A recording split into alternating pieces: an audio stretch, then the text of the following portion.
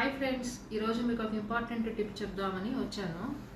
ఇప్పుడు ఇంత చిన్న పప్పీస్ని తీసుకున్నప్పుడు మనం అంటే 1 month బిలో పప్పీస్ అనమాట. ఇవి తీసుకున్నప్పుడు మనం ఫీడింగ్ చాలామందికి కుదరట్లేదు. అవి ఎలా ఇవ్వాలో నేను మీకు ఇవాళ ఈ వీడియోలో చూపిస్తున్నాను. సెరెంజ్ ఉంటుంది కదా, ఈ సెరెంజ్కి నీడిల్ తీసేసేయండి. 2 ml సెరెంజ్ ఇది. సెరలాక్ ఇలా కలుపుకోవాలి పల్చగా. ఈ క్వాంటిటీలో కలుపుకుంటే సరిపోతుంది. తర్వాత పప్పీని ఇలా హోల్డ్ చేయాలండి. తిప్పి అలా హోల్డ్ చేసి నిదానంగా ఇదిగోండి, క్లియర్గా చూడండి.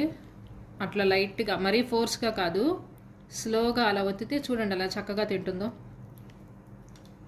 అలా డైలీ ఒక 3 times ఫీడ్ చేస్తే సరిపోతుంది. 5 hours ఒకసారండి.